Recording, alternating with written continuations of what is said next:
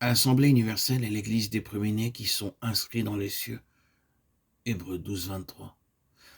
Dans cette appellation, nous trouvons deux choses. Premièrement, l'Église, qui est l'objet suprême de la préoccupation de Dieu durant cette dispensation. Puis, deuxièmement, les mots, les premiers-nés, qui décrivent la nature de cet objet. Il s'agit de l'Église des premiers-nés. Les termes sont pluriels.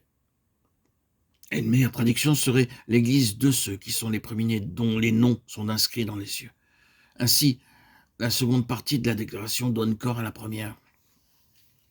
C'est l'Église des premiers-nés. Cette désignation, se trouvant dans la lettre aux Hébreux, est telle qu'elle est incluse dans une vaste déclaration qui ramène directement au début de l'histoire de la nation, lorsque sur la montagne le peuple fut constitué en nation sous le gouvernement de Dieu. Il est facile de constater que cette appellation, l'Église des premiers-nés, est en relation directe avec les Lévites, desquels nous lisons dans le livre des Nombres qu'ils représentaient les premiers-nés. Ils étaient un groupe représentatif dans lequel tout le peuple d'Israël était rassemblé. Si bien qu'en retournant au moment de la constitution d'Israël en tant que peuple de Dieu sous le gouvernement de Dieu et à ce qui nous concerne présentement, les Lévites en particulier, nous trouvons les principes spirituels célestes et éternels qui y sont attachés.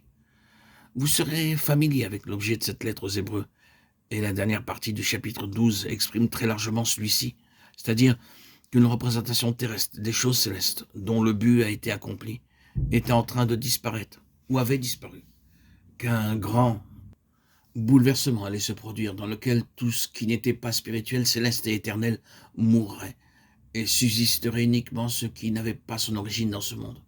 Le système juif, en tant que système de représentation et de type, faisait partie de cette terre et devait périr.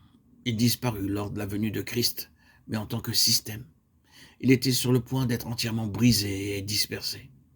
Et alors que leur système s'effondrait, la lettre fut écrite dans le but de maintenir ces croyants hébreux attachés aux réalités célestes, spirituelles et éternelles, et de leur montrer que Christ avait pris toutes les valeurs spirituelles du système juif, les avait incorporées et transportées au ciel, et qu'à présent pour eux, toutes choses étaient en Christ, en haut dans le ciel.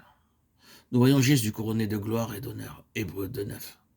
Lui, là dans le ciel, était le centre et la plénitude de la vie de son peuple, et le terrestre avait disparu.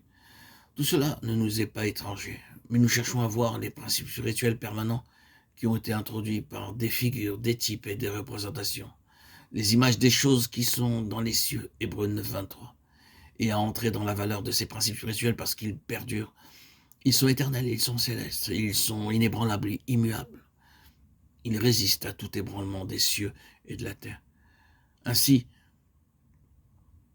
il nous faut nous préoccuper de cette désignation qu'est l'Église des premiers-nés.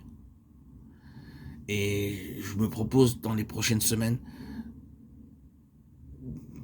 d'expliquer dans de nombreuses méditations l'Église des premiers-nés.